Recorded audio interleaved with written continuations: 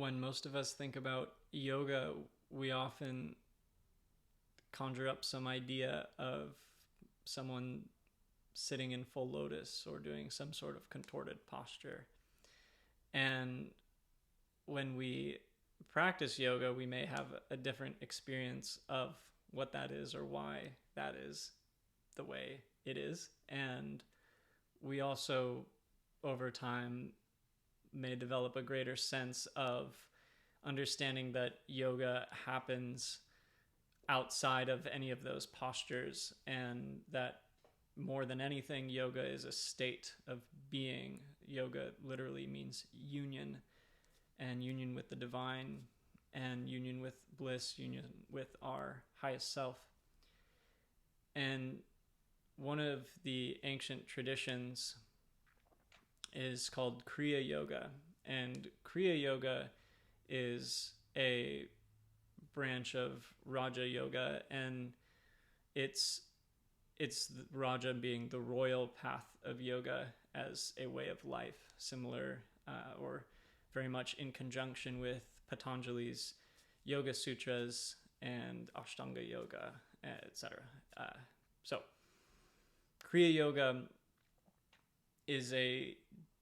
deeper path of self-awakening, and the story of how Kriya Yoga came into the modern world is that there's an ancient sage called Babaji, and Babaji is known in India as a divine father, sort of a Christ-like figure, and he's also known as the Deathless One. And many people over the centuries have had visions or encounters with Babaji, especially in India, and there's a cave in particular in the Himalayas called Babaji's Cave, and people have encountered Babaji numerous times at this cave. And the story goes that this is the story goes that Babaji was meditating high in the Himalayas, and this is about 200 years ago. And Jesus, the embodiment of Christ consciousness, came to Babaji, and Jesus said to Babaji that human beings are doing all of these great works. They are working to feed the homeless and to provide better lives for themselves and to be of service to others. But they are the highest candle on my altar is burning dimly. And I wish for you to help bring this awakening to humanity through this practice of yoga, through the awakening of the self. And the point being that charitable works and being of service to others is an incredibly empowering way to connect to yourself and to be of service and be a divine being on this planet. And at the same time, there is a much deeper internal process that goes along with that is in many ways more important, and it's connecting to your source. It's connecting to the divine within you. And so I always just picture the story as being like pretty cosmic and almost superhero-y, of like Jesus being like, Babaji, help save the world, and Babaji's like, okay, and then Babaji like floats out of the Himalayas into a small town in India and appears in front of this guy named Lahiri Mahasaya. And Lahiri had been a regular guy holding a regular job with a family, and then had this vision of this yogi come to him to bring these spiritual teachings to the world. And so he could not deny that, and therefore he started teaching Kriya Yoga to a small group of people. And since then, this practice has spread around the world to millions of people, and especially in modern times through the teachings of yogis like Paramahansa Yogananda,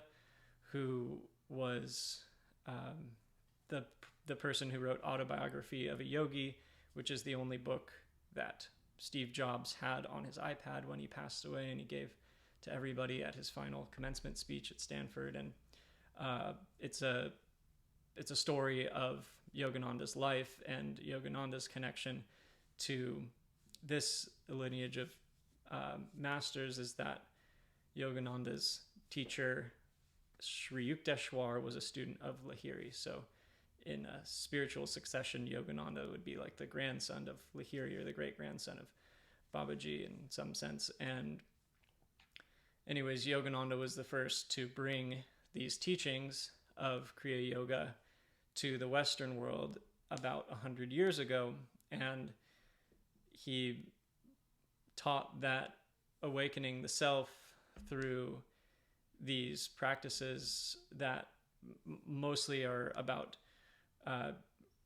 connecting to your heart, connecting to the source of love and care within you, and growing that sense of love, gratitude, and joy through various breathing exercises and techniques, and doing that in a community, or doing that in a way where you're supported, brings out the best in everyone. And that the more that we focus on our inner process through deep meditation and deep communion with the divine, or with God, as however you want to define that, as this feeling within ourselves of a greater awakening and a greater opening to joy, or to bliss, to the best possible feeling you can feel, that there's this process that we go through. And this goes back to the Ashtanga Yoga, the Yoga Sutras of Patanjali, and the 8 limbs of yoga are sort of a progression, sort of not, but we have a process of going through the do's and don'ts of how to manage our energy in the world, and then how to then internalize our energy through yoga practices and breathing exercises, and then completely withdraw our senses from the material world in meditation, and focusing our minds like a single point, like a laser beam on our third eye, magnetizing the energy essentially by literally just gazing at this point between the eyebrows, just gently allowing your gaze to focus there, sends more energy to the prefrontal cortex, which is the center of our brain, focused on higher judgment, reasoning, and awakening. And it's the process of bringing ourselves into a greater flow of our nervous system, and connecting to the energy in our spine, so that we are more attuned to how we play in this divine flow. And that when we are being of service to the world, we understand how to be of service, and we understand when we are either misusing or overusing or underusing our energy, and how to grow that energy in a way that's sustainable, and how to grow that feeling within ourselves that we are these divine beings, and that we are directly in communication with our higher selves at all times, and that this final state is called Samadhi, which is the ultimate liberation, the enlightenment in this story. And that Samadhi is associated with total communion, total understanding of everything in the universe, and is represented as ultimate bliss. And Satchidananda is the word that means ever new, everlasting bliss, everlasting consciousness, everlasting joy. And as we reflect on this story and what this means in our lives, it's a deep reckoning with the world. It's a deep reckoning with who we are and what we're really meant to do here, why we're here, and how we can connect back within ourselves and then bring forth the most important wisdom, love, service, and creativity that we have to share with the world. And that this deeper wisdom is something that the world is ready for, and it's something that's why I'm sharing this story, and that's why this short story was shared with me, is because for hundreds, if not thousands of years, this information and these practices were kept secret, and they were not to be shared with people because people would not know how to use them, or they would fall into the wrong hands, or for whatever reason why they were not shared in the past. So now this practice of Kriya Yoga has been given to the Western world as a means of sort of balancing, I guess you'd say, the energies of the East and West.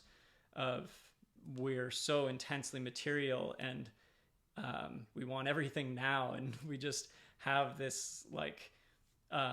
desire to just live every moment like as the biggest possible moment. And I'm saying this about the Western world. And in the East, so much of the energy is focused on the development of the individual through relaxation and through understanding of the self, and that process being a process that largely, a lot of it developing in a place of material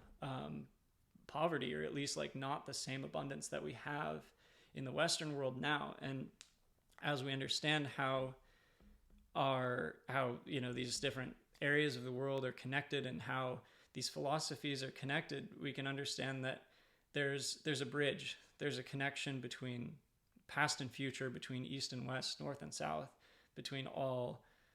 races, colors, and creeds of the world, to bring forth the best that they have to offer, to be of service to the world. And that this is something that it's not so much a religion as it is just a scientific practice of breathing and becoming in tune with these more subtle flows of energy within ourselves, within our breath and our spine and our nervous system, and awakening to higher consciousness through that. And so in the process, we're here to be present to that, to be in tune with it, and to make it a part of our lives in a way that's accessible and gives us what we give to it, and that it works. So thank you for watching. I look forward to seeing you in the next video. If you have any questions, please reach out, and I look forward to sharing. Peace.